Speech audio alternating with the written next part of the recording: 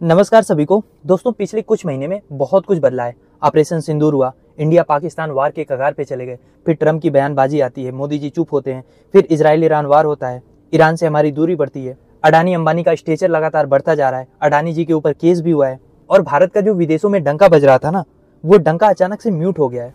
तो जो इतने सारे बदलाव हो रहे हैं, इंडिया की फॉरेन पॉलिसी क्या चल रही है और कैसे मोदी ईरा में भारत की ग्लोबल स्टैंडिंग पूरी तरीके से बदल रही है, ये सारी चीजें आज की इस वीडियो में हम डिस्कस करेंगे। तो आइए वीडियो शुरू करते हैं। दोस्तों, एक टाइम हुआ करता था जब इंडिया की फॉरेन पॉलिसी को दुनिया एडमायर करती थी। गांधी हो या नेहरू हो, ये लोग प्रिंसिपलवादी लोग थे। इनके पीस और डिग्निटी की सराहना आज तक होती है और विदेशों में भी होती है। लेकिन आज वही इंडिया अचानक डिप्लोमेटिक चेस बोर्ड पर अकेला सा दिख रहा है।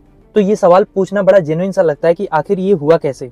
10 साल से तो हम यही सुन रहे थे कि विदेशों में हमारा डंका बज रहा है, ऐसी फॉरेन पॉलिसी इंडिया ने कभी देखी नहीं है जैसा मोदी जी लेकर आए हैं। फिर अचानक से ऐसा क्या हो गया? तो देखिए, अचानक से कुछ नहीं हुआ है, बस ये है कि अचानक से अब चीजें जो ढकी हुई थी वो खुल गई हैं, पर्दा हट गया है और सब कुछ सामने आ गया है। तो अगर हम चीजों को थोड़ा पीछे से समझेंगे ना, तो आपको इंडिया का स्टैंड पहले क्या था, अब क्या हुआ है, ये सारी चीजें क्लियरली समझ में आएंगी। अगर हम 1947 से ही शुरू करें तो यूनाइटेड नेशन में इंडिया ने फलस्तीन के पार्टीशन का अपोज किया था। 1988 में सबसे पहले फलस्तीन को स्टेट की मान्यता हमने दी थी। लेकिन अगर आज के कॉन्टेक्स्ट में आप देखो, जब गाजा में नरसंहार हो रहा है, लगातार बॉम्बिंग हो रही है, उसको एक लिविंग सिमेट्री बना दिया गया है, तब हम बिल्कुल उस पर चुप हैं।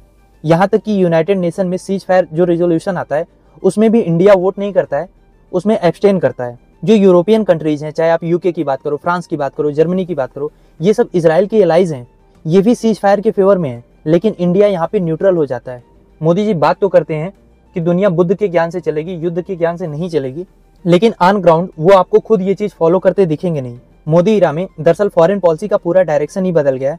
अब डिसीजन सीधा पीएमओ ऑफिस से आता है, ना कोई एक्सटर्नल अफेयर मिनिस्टर का कंसल्ट होता है, ना कोई स्ट्रेटेजिक टीम बनी होती है जो इंडिया के लॉन्ग टर्म स्ट्रेटजी को डिस्कस करके ही फैसले ले, क्योंकि फॉरेन पॉलिसी अब सिर्फ 2-3 लोगों के हाथ में रह गई है। अगर आप इजराइल की बात करो तो अब इजराइल सिर्फ इंडिया का दोस्त नहीं है, बल्कि मोदी जी का ये पर्सनल फ्रेंड बन चुका है। नेतन्याहू और मोदी की केमिस्ट्री हेडलाइन बनती है, गोदी मीडिया आपको खूब बनाते दिखेगा। लेकिन क्या ये नेशन टू नेशन फ्रेंडशिप है या सिर्फ लीडर टू लीडर है? और देश हित में क्या जरूरी है, नेशन टू नेशन फ्रेंडशिप या लीडर टू लीडर फ्रेंडशिप? क्योंकि लीडर तो बदलते रहते हैं, देश वही रहता है। और ये चीज हम और आप ना समझें, इस पे क्वेश्चन ना करें, इसकी भरपूर कोशिश गोदी मीडिया ने की है। अब आप सोच के देखो, अडानी को हाइफा पोर्ट मिल जाता है, आप उसकी टाइमिंग देखो, जब हिंडनबर्ग का रिपोर्ट आता है अडानी के खिलाफ, उसी वक्त इतना बड़ा स्ट्रेटेजिक पोर्ट अडानी को मिल जाता है। ईरान और इंडिया का रिलेशन सदियों पुराना है, दुनिया की 2 बड़ी और प्राचीनतम सभ्यताएं हैं। दशकों से इंडिया का ऑयल पार्टनर ईरान रहा है, लेकिन जब उसका बुरा वक्त था तो हम उसके साथ नहीं खड़े हुए। ईरान ने हमेशा रुपीज में ऑयल दिया है, सैंक्शन के टाइम पे भी हमने उसको सपोर्ट नहीं किया। लेकिन जब इजराइल ईरान का कॉन्फ्लिक्ट हो रहा था, जहां पे क्लियरली ईरान विक्टिम था, इंडिया ने ईरान के सपोर्ट में एक स्टेटमेंट तक भी नहीं दिया। बस वही जनरल सी बात की युद्ध नहीं होना चाहिए, पीस होना चाहिए। अरे ये बात तो सबको पता है, कम से कम आप ये बात अग्रेसर को तो कहो, इजराइल को तो कहो कि भाई युद्ध मत करो, क्यों ईरान पे अटैक कर रहे हो। पर ये चीज हुई नहीं। और बात सिर्फ इजराइल और ईरान तक नहीं है, इंडिया के जितने भी पुराने दोस्त थे, ईरान है, बांग्लादेश, श्रीलंका, नेपाल, ये सब अब हमसे धीरे धीरे दूर जा रहे हैं। ऑपरेशन सिंदूर के टाइम जब इंडिया पाकिस्तान में टेंशन एकदम पीक पे थी, सीज फायर का अनाउंसमेंट ट्रम्प की ट्वीट से हुआ। यानी इंडिया खुद अपनी वार की जो है टर्म्स को डिसाइड नहीं कर पा रहा है, और अडानी जैसे लोग ओपनली ये चीज क्लेम कर रहे हैं कि उसके वेपन्स ऑपरेशन में काम आए, चाहे वो इजराइल से असेंबल ही क्यों ना किए गए हों। दरअसल हुआ ये है कि मोदी ईरा में फॉरेन पॉलिसी नेशनल इंटरेस्ट से हटके बिजनेस इंटरेस्ट पे शिफ्ट हो गई है। इंडिया की ग्लोबल इमेज पहले चाइना से कंपेयर होती थी, अब पाकिस्तान से हो रही है।